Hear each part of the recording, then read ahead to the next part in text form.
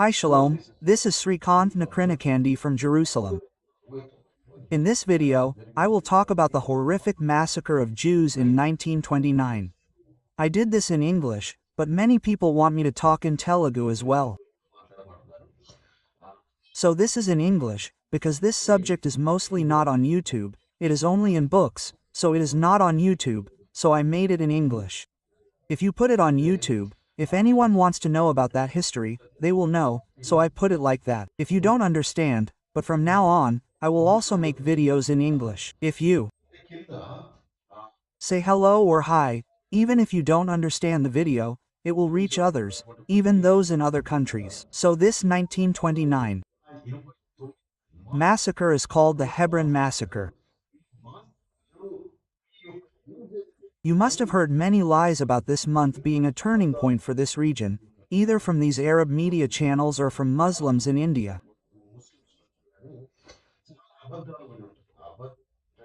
Those lies are that in 1948, it was the ponies who were responsible for the destruction of our land, and today they are calling us thieves.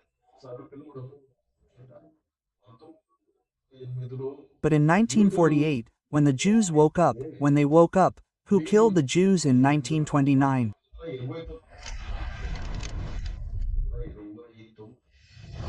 In 1929, 67 Jews living peacefully in Hebron were brutally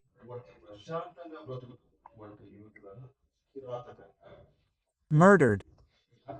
If you know who committed these murders and how they happened, you will be surprised.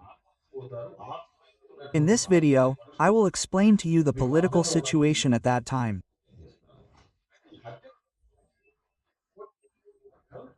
But whoever committed these murders, the Arab Muslims who had been together until then, decided one day and did this in parallel to October 1929. These Hamas jihadi terrorists entered homes and killed young girls and children, murdered teenagers, raped and killed them.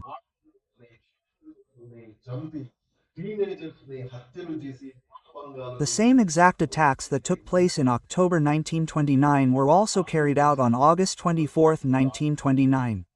Similarly, the same pattern took place in parallel.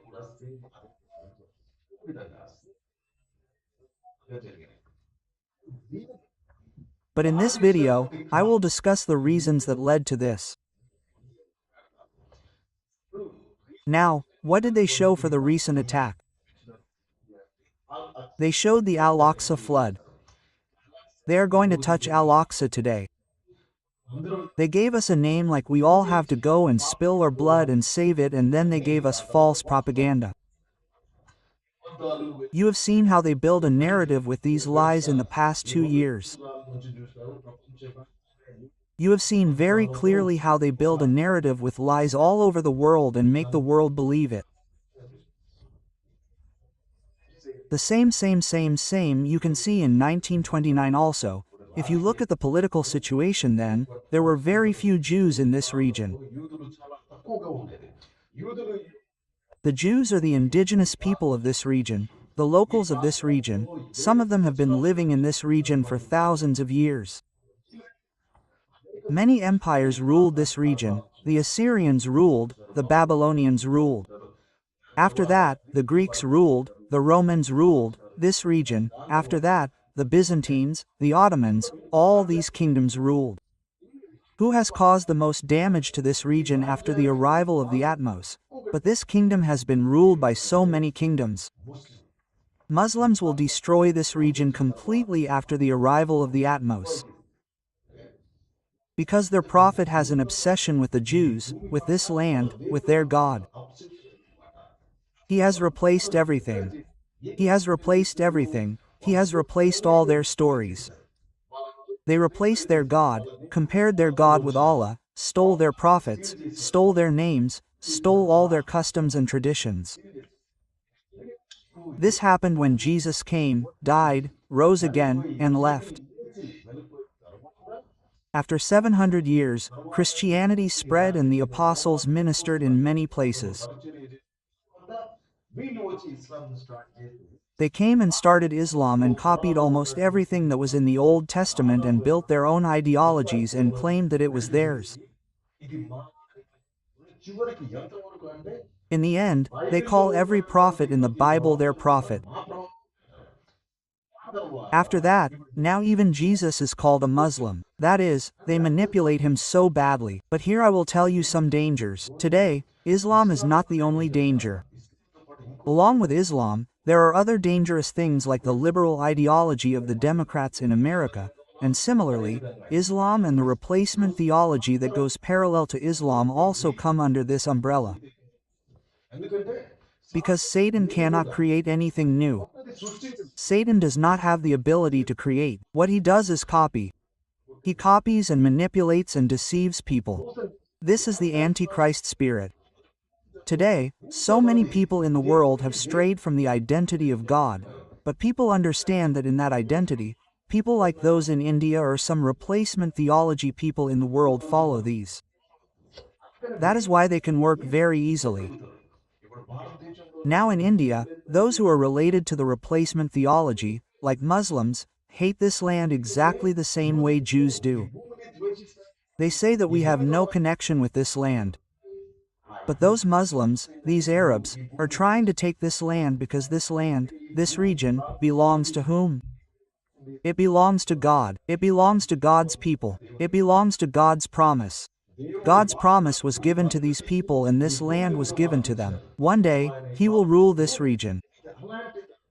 But the point is, who will take this region today? But as part of that, there are so many conflicts, so many wars, and so much persecution. But the Jews, because God created them, no matter how much they were killed or beaten, some people did not want to leave this region. Remnant means when they were in this region. These are the indigenous people. Now, we see the Native Americans in America, the Aborigines in Australia, and so on. What do you mean by all these people? They are natives, other people come and other kingdoms come and kill them. The importance of this region is because it is strategically this region is a region that is useful for all countries. It connects Europe, it connects the Middle East, it connects Asia. So many kingdoms wanted to make this region a kingdom. That is from an old point of view, but from a spiritual point of view, the Jews believe that God has a plan for this region. But in this region, this Muhammad, his obsession, he should change his fellow Jews somehow. He came to the Jews and told the story. Which Jews are you telling this story differently? He said, Pama. He said, Pama, he cultivated a lot. He cultivated a lot, he cultivated, and since then he has called for killing the Jews. He called for infidels. Even today, they continue to show the same hatred towards Jews. You see, somewhere in Pakistan, when the name of Jews is mentioned, he even tries to tear and eat flags. That is, so much anger, so much rage when he hears about Jews, because all this is also a doctrinal problem. When I talk about Jews, I definitely have to talk about Muslims and Islam as well. Because all these have been manipulated by one theory, one ideology.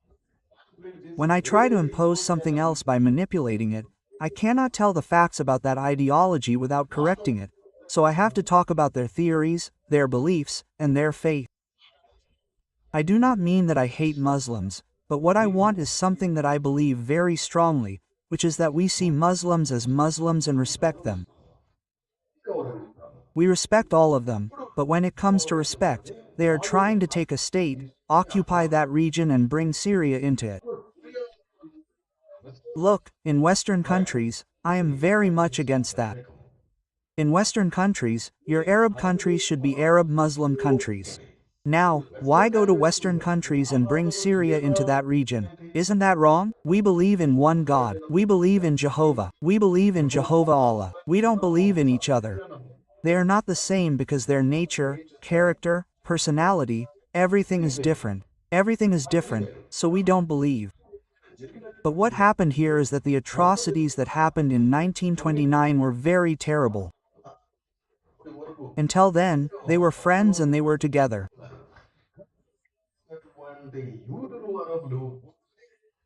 Jews and Arabs who were mixed together. At one time there were 20,000 Arabs in that area, 3,000 in Hebron. 3,000 of those 20,000 went to every house and brutally murdered 67 Jews, girls, children, old people, and everyone. Until then, they thought they were friends. Then there was an organization called Haganah. There was an underground organization. The Jewish organization was like the IDF, like the Mossad, like the IDF, to protect the Jews. It was called Haganah. They also made vans. When we said that the Arabs were going to attack you, they said, "We will have a fight with them if they find out." They said, "No, they are our friends. You are my." They all got along with the Jews because the Ottomans were there at that time, until the Balfour Declaration came, and after that the British Mandate came. A small point in between is that the Egyptians also ruled this area. Otherwise, as long as these Ottomans were there, the Jews remained in this domination, and they also spoke Arabic, and this entire area was called Palestine. But when they believed so much, what they did was that everyone in that area was killed by the Grand Mufti at that time. The Grand Mufti is the powerful Muslim leader here. He is Amin. His name is Amin Hussein. He is called Hajj Amin Hussein. What he did was that he was a big manipulator. He was a friend of Hitler. He was very corrupt. He was a nepotist. He wasted a lot of money. He was the most powerful leader, an influential Muslim leader. He was looking for a reasoning to get out of the scams that were on him. If we look back 10 years, what happened in 1917 was the Balfour Declaration. The strongest clause in this declaration was that the Jews should be given their own country, because the Jews helped Britain in the First World War. However, when it was declared or decided to give a separate land to the Jews as part of this declaration, the tension between the Jews and the Arabs increased a lot.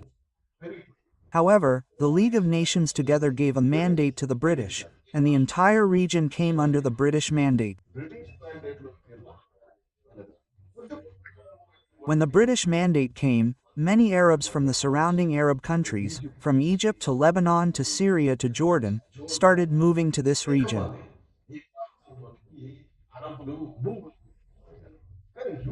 But the conditions there for the Jews at that time were very restrictive. They lived as second-class citizens in this region.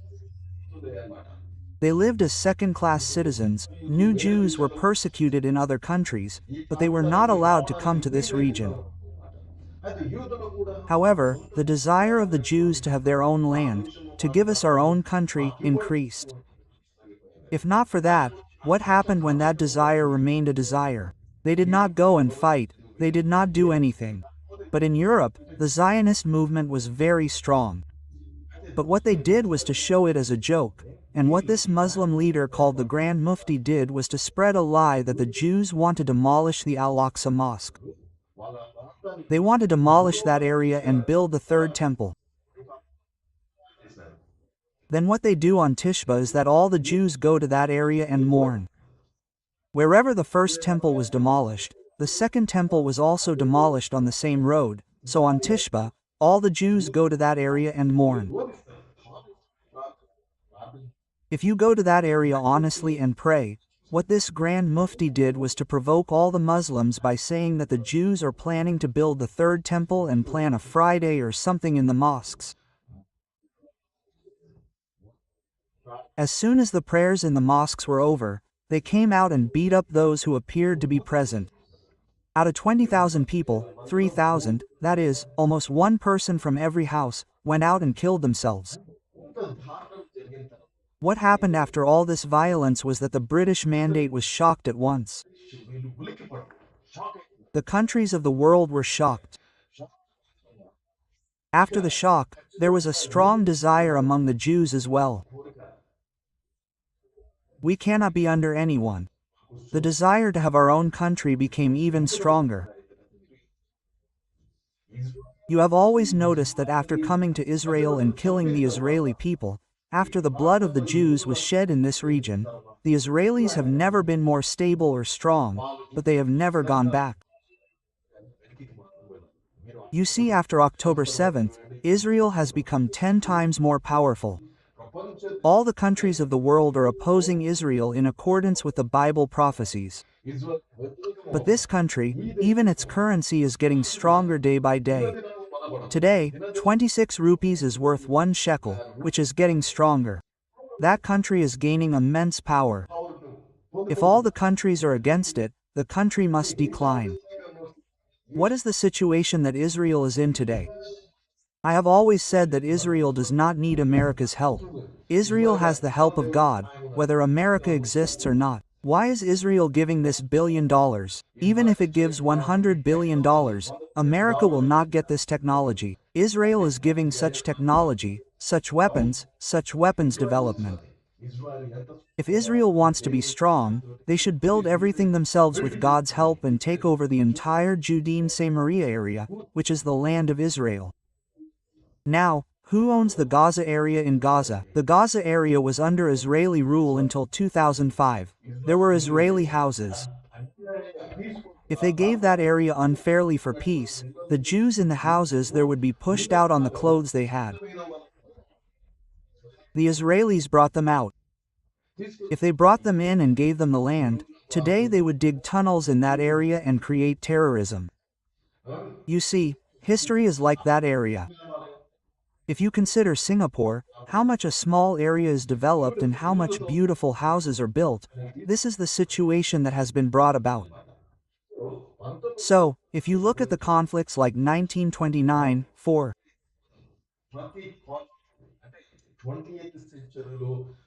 Every conflict that has erupted in the 20th century, a foundation was laid that day with those murders. The foundation was laid with those murders, and the pressure on the British increased, but the British also deceived the Israelis at that time because they appointed all the police officers who were appointed here, they appointed Muslims.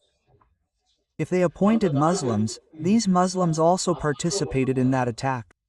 In total, 3,000 people participated in this attack. 3 of them were caught and 3 of them were hanged. Just leaving them out of 3,000 means that they also did a lot of injustice. But the day that massacre happened in 1929 was a turning point for Israel. It was a turning point for the Middle East. What else did it do? It strengthened Israel's desire to have its own land. So October 7th and August 24th are similar. What they used in this was that they showed Alexa as a hypocrite.